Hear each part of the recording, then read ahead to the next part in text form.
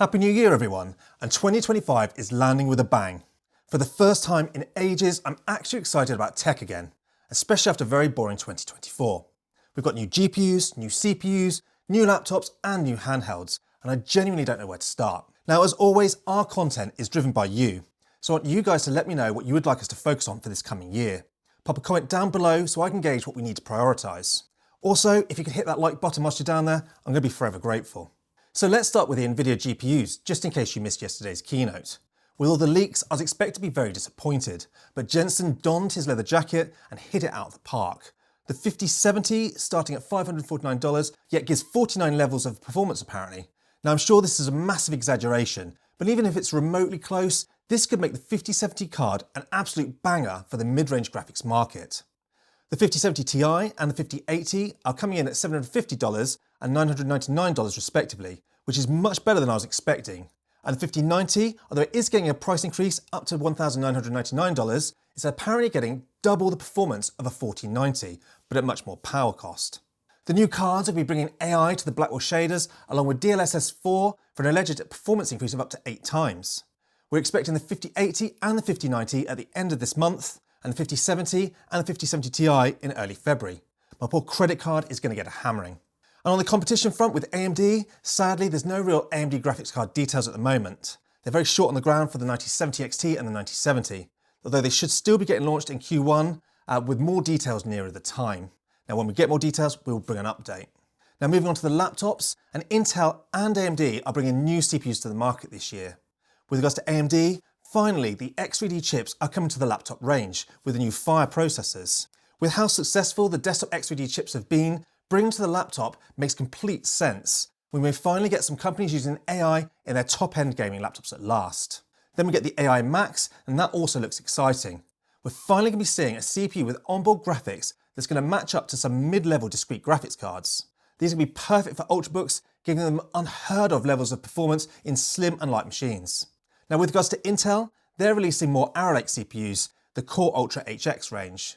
These will be very similar to the desktop range that had a very lukewarm reception this year. Gone is hyper-threading, but we do get much more efficient CPUs, which makes much more sense for the laptops than it does for the desktops, so I'm going to be keeping my fingers crossed here. Now talking of laptops, moving on to Alienware, we're finally getting a rebrand and a redesign this year.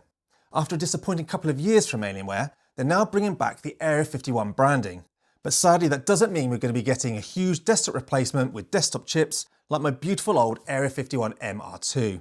They're going to be using the new Intel HX CPUs and the NVIDIA graphics cards for some serious performance. They're going to be available in 16 and 18 inches. So we're finally going to be seeing a flagship 18 inches that's been missing from the Alienware range for the last couple of years. Now these new laptops retain mechanical keyboards, the rear lit vents, but the design has a more ergonomic curves this year, making them more comfortable to the end user. A novel feature is the Gorilla Glass bottom panel, exposing the lit vapor chamber. And as good as this looks, it's sadly never going to be seen until the bottom of the laptop. Now the one feature that they didn't discuss is the screen options. And I really hope Dell have been listening to us reviewers and their fan base, as the biggest miss from the last 2 years was the 300 nit screens that they supplied. There's no mini LED, no OLED, not even a 500 nit IPS panel, let alone 4K. Now if Dell have got any sense at all, they're going to add more panel options this year. But in the meantime, I'm going to be sitting here with bated breath waiting for it. Then moving on to Razer, they've only announced the Razer Blade 16 so far, and wow, this one looks good. We're getting a redesigned 16-inch chassis that's 32% thinner than last year's model, and they're increasing the key travel to 1.5mm, which is something that we've all been wishing for years, as the shallow keys they currently use are pretty dead feeling. Also a first, Razer are using an AMD chip in the 16-inch line, and this is massive. AMD have long been the better chip for the gaming space, yet we've been stuck with hot power-throttled Intel chips. Now the Blade 14, that had an AMD chip, and it's always been one of my favourite Razer blades, due to that power-efficient processor. And I can't wait to now order the new 16-inch. Also on the Blade 16, you're going to get a 6-speaker system, 240Hz OLED display, and the new range of NVIDIA GPUs, and that could make one of the best gaming laptops for 2025. Okay, and on to Asus. Now Asus have announced updates to their incredibly popular G14 and G16 range. It looks like the chassis design will remain the same, but we're getting the new NVIDIA chips. As per last year, the G14 will remain with AMD processors, and the G16 will start with Intel, but there will be an AMD option further down the road. And in great news for the G14 fans is the fact that they're actually arming it up to a 5080 this year, correcting the G14 2024's biggest gripe of limiting the GPU to only a 4070. Also, Asus are giving the cute Z13 a refresh, and will now be using the new AMD AI Max chips with the best iGPU ever contemplated. This onboard graphics is up to 40 CUs, which should perform on par with a dedicated laptop 4070. This is going to make an already outstanding 2-in-1 device a must-buy for me in 2024. And if you remember the older Z13, they offered an XG Mobile option for it, sort of an eGPU on steroids. Well, Asus are refreshing that XG Mobile. They're going to be making a Thunderbolt 5 eGPU with a built-in 5090. This could be game-changing for any Thunderbolt 5 equipped Ultrabooks, and we can't wait to start testing them. Lastly, I want to talk about handhelds.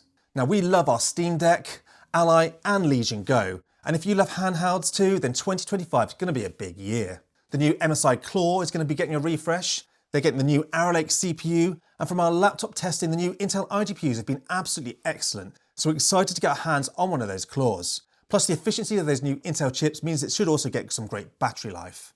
We're also going to be getting a Legion Go 2 and a Legion Go S this year, with the S coming with a Steam OS option. Given how much that we've loved our Go, I'm seriously looking forward to testing those too. Now sadly, Valve shut down the Steam Deck 2 rumours yesterday, claiming there'll be no Ryzen Z2 Steam Deck. But given how popular the Steam Deck is, I think this is a real shame, but I'm sure Valve has got a successor up their sleeves. Well, that's it so far with my thoughts, and given that CES has only started yesterday, hopefully there's going to be plenty more exciting news and announcements to come.